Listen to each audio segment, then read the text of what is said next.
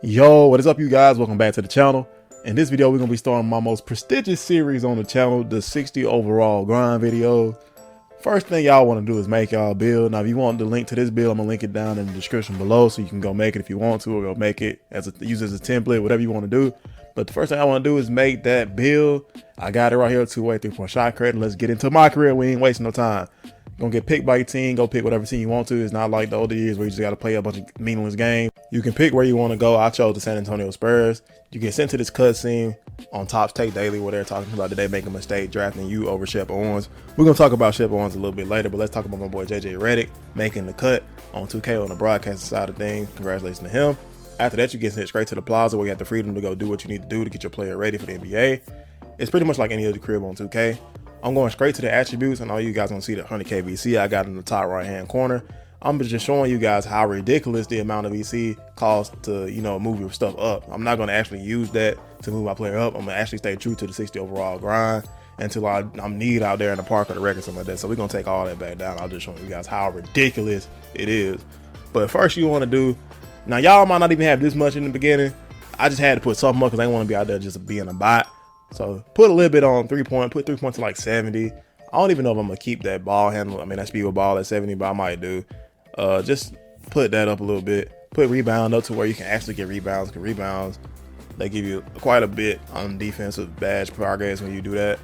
And make sure you can dunk. I think you're able to dunk at like 60. So make sure you put the dunk to at least a 60. I'm gonna put it at 65 since I have, I have the VC to do it.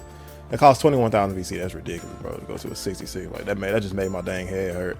After that, you go into the jump shot creator, get you a jump shot that you can green with the low overall. Now, a lot of this is locked, so I had to use Montrezl Harrell. I don't know what made me think of Montrezl Harrell, but I think I used him on the quick player or something like that. His shot was green, so I'm using that. I went to the dribble moves because I usually pick like some basic dribble moves to get my guy started off, not just the regular normal ones. I try to find something that I can combo up with, but everything is locked. And I was kind of nervous because I thought I made my guy a little bit too big to where he couldn't get anything, but it's not like the jump shot menu where everything is shown locked. You actually have to upgrade your player to that certain attribute level to see what can be unlocked on the dribble move side of things. It's not like the jump shot like I just showed. But moving on, we go on to the dunk package style, and you already know I always call it unblockable because we trying to make some unblockable dunks. We ain't trying to get too flashy or nothing like that. We just trying to dunk the ball to where we don't get the ball blocked. I feel like it's more important that the dunk goes in than to look good doing the dunk. So we're going with basic two-handers, off one, rim grazers, and something else. Basic two-handers was actually dunking on people in the rec, so I know they work. I was looking at rim hangs. I think I'm gonna go here and look at rim hangs, and because I wanted some just because of the the new thing they put in where you can hold L2, you can hang on the rim and stuff like that. But some of them was looking kind of crazy. I really want that quick drops. That's what we're gonna get when we get to 80, but you got to be at 80 to get those quick drops. So I go down here to hangs, and like I said, the athletic ones was looking kind of, a little blockable, man. Like he was snatching it back, pulling it back, pumping it. I was like, no, I ain't with all that. I'm trying to get the basic ones just so we can do the animation whenever I feel like doing it. I always forget that you can do it though, so I don't ever even do it, man. But those are the 3 dunks we're gonna use in the unblockable dunk package. And now we moving on to the first game that you're gonna play in my career. And that's the Vegas Summer League game. It's just a regular game against the Celtics or whatever. I don't know if Shep goes to different teams depending on what team you go to, but he plays for the Celtics. And they have this cool little thing here like this year where depending on your teammate grade, that's what you're going to start out with the minutes played. So if you get an A or higher, you can start at the 6th man, and that's 24 minutes a game. So we're going to aim for that A. I didn't even notice when I first played that game, so I wasn't really aiming for an A. I ended up getting one though, but this is my first play on 2K23, and it felt the same as any other 2K, to be honest.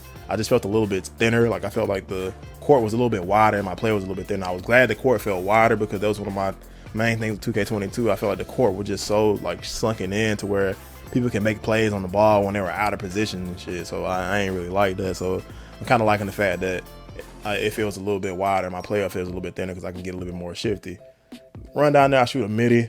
The shot felt good, man. I feel like I can green it up. That's all that matters when you make a jump shot for my career is that you can green it. It's not about like how fast it is or can it shoot over people or anything like that. It can be, being quick can be an advantage in my career, but when you're open in my career, you get open. So just find the shot that you're sure you can green. And that was, for me, that was Montrezl Harrell and Jermichael Green release. I just stepped back in his face, shoot over Shep Owens.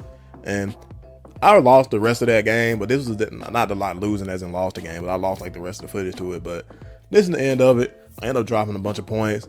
And after the game, Shep Owens all complaining. I try to be a good sport, cheer him up, how he showed good sportsmanship, and he was all talking his crap and stuff. And I was like, man, every response I get to this dude on this game is gonna be a negative one ever since this little cutscene right here. He said some little smart stuff as he was walking off, and I was like, all right, I'm on your head now.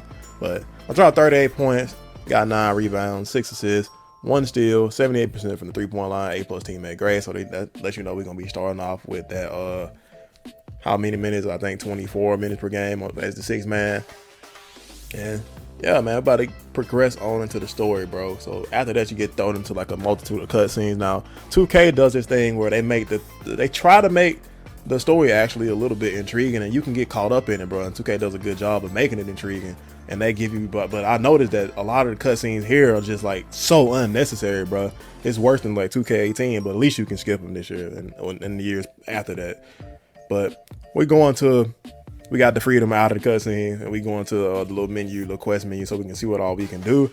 They still had the Chris Brickley drills and everything in there, so that's a plus. Go to his thing to go get the Mama Mentality badge and some other little stuff, and I think his drills like give you more badge progress as usual. And the main thing you want to do though in the quest is follow the quest that says "Welcome to the League." You're gonna have to do it anyway to play my career game, and "Welcome to the League" lets you get 4 extra badge points. And now I'm just here looking at some other stuff. This is just all the other stuff you're gonna see in like some of the relevant stuff in the quest thing. But the most important one is "Welcome to the League." Make sure you do that. Look at that reward for 1,000 VC though. That's like a dang penny, bro. Like, what I'm gonna do with 1,000 VC, man? Like that's ridiculous. The whole reward for a whole quest is 1,000 VC. But moving on, man, the difficulty we're gonna be playing with is All-Star. I've tried Superstar, Hall of Fame, Rookie, Pro. I've tried all the different things. We're gonna be playing on 12 minutes until we start starting, and we're gonna take that down a little bit. But I tried everything else, and it just doesn't like feel good unless it's on All-Star. Like Superstar and Hall of Fame is a little bit too difficult for a 60 overall. Like you can still score on there, but it won't be enough points and assists and blocks and stuff like that to make a significant difference on your badge progress.